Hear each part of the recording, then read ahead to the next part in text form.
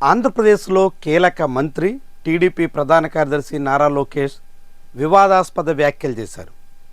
తనను గెలిపించిన మంగళగిరిలో ఆశించిన మెజార్టీ రాలేదు అంటూ వ్యాఖ్యానించారు.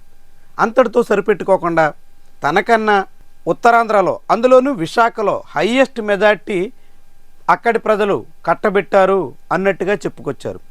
భారీ మెజార్టీ కట్టబెట్టినందుకు గాను విశాఖ అభివృద్ధికి తాము ప్రాధాన్యత ఇస్తున్నాం అంటూ వెల్లడించారు. చాలా ఆసక్తికరమైనటువంటి ప్రకటన. ఇప్పటికే నారా లోకేష్ చంద్రబాబు మీద చాలా తీవ్రమైన ఆరోపణలు వస్తున్నాయి.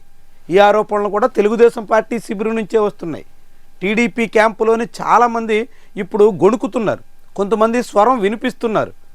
ప్రధానంగా గోదావరి, కృష్ణా, గుంటూరు, ప్రకాశం ఈ మధ్య ఆంధ్రప్రదేశ్ ప్రాంతంగా పిలిచే జిల్లాల్లో ఎటువంటి అభివృద్ధి కార్యకలాపాలకు పూనుకోవడం లేదు అంటూ విమర్శలు వస్తున్నాయి. గన్నవరం ఎయిర్పోర్ట్ లాంటి వాటిని నిర్మించకుండా భోగాపురం ఎయిర్పోర్ట్ వేగంగా పనులు పూర్తి చేస్తున్నారంటే దేనికి సంకేతం అని సోషల్ మీడియా వేదికగా ప్రశ్నిస్తున్నారు. దాంతోపాటుగా అమరావతి అభివృద్ధిని పడకేయించి వైజాగ్ చుట్టూ ప్రదక్షిణలు చేస్తున్నారు అంటూ విమర్శలు గుప్పిస్తున్నారు. ఇలాంటి తరుణంలో ఇప్పుడు నారా లోకేష్ చేసిన కామెంట్స్ చాలా కీలకమైనటువంటి విషయాలుగా భావించాల్సి ఉంటుంది. నిజానికి తెలుగుదేశం పార్టీ కూటమి అభ్యర్థులకి గోదావరి జిల్లాల నుంచి గుంటూరు వరకు 4 జిల్లాల పరిధిలో అత్యధిక అసెంబ్లీ సీట్లున్న ప్రాంతంలో ఒక్క స్థానం కూడా విపక్షానికి కట్టబెట్టిన దాఖలాలు లేవు. అటు ప్రకాశం జిల్లాలో 2, ఇటు ఉమ్మడి విశాఖ జిల్లాలో 2 సీట్లు మాత్రమే వైఎస్ఆర్సీపీ యావత్తు కోస్తాంధ్రలో దక్కించుకుంది.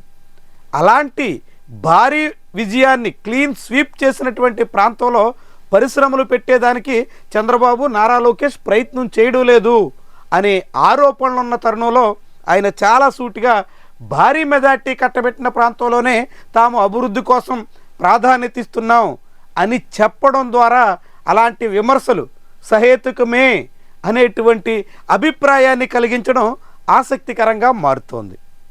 తనకు భారీ మెజార్టీ మంగళగిరిలో ఆశించానని, కానీ తనకన్నా పల్లా శ్రీనివాస్కి ఎక్కువ వచ్చిందని గాజువాక వాసులు భారీ మెజార్టీతో గెలిపించారని, పోనీ సెకండ్ ప్లేస్లో ఉందామా అనుకుంటే మధ్యలో భీమిల్లో గంటా శ్రీనివాసరావుకి అత్యధిక మెజార్టీ దక్కిందని నారా లోకేష్ బహిరంగంగా చెప్పుకొచ్చారు.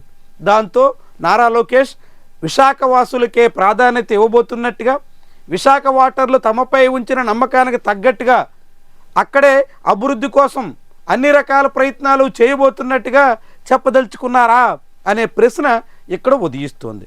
ఇప్పటికే నారా లోకేష్ తెలుగుదేశం పార్టీ కూటమి నాయకత్వం అభివృద్ధిని విశాఖ లేకుంటే అటు రాయలసీమ చుట్టూ కేంద్రీకరించే ప్రయత్నంలో ఉంది అనే వాదన మధ్య ఆంధ్రప్రదేశ్లో చాలామందిలో వినిపిస్తున్న తరుణంలో నారా లోకేష్ కామెంట్స్ దానికి కొంత ఆజ్యం పోసినట్టుగా మారుతోంది. మంగళగిరిలో భారీ మెజార్టీ కట్టబెట్టలేదు కాబట్టి అమరావతిని అభివృద్ధి విషయంలో ప్రాధాన్యత ఇవ్వకుండా విశాఖ చుట్టూ తిరిగే ప్రయత్నంలో ఉన్నారా అనే అనుమానాలకు తావిచ్చేలా లోకేష్ వ్యాఖ్యలు ఉన్నాయి.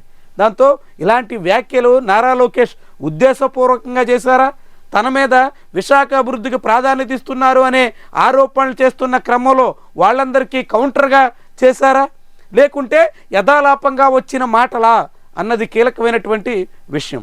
ఏ కోసాన ఏ కారణంతో నారా లోకేష్ ఇలాంటి వ్యాఖ్యలు చేసినప్పటికీ మంగళగిరిలో ఆశించిన మెజార్టీ రాలేదు కాబట్టే విశాఖలో ఎక్కువ మెజార్టీ ఇచ్చిన ప్రాంతానికి ప్రాధాన్యత ఇస్తున్నాం అన్నట్టుగా సూటిగా చెప్పేసిన తీరు చాలా విడ్డూరంగా కనిపిస్తోంది, విస్మయకరంగా కనిపిస్తుంది.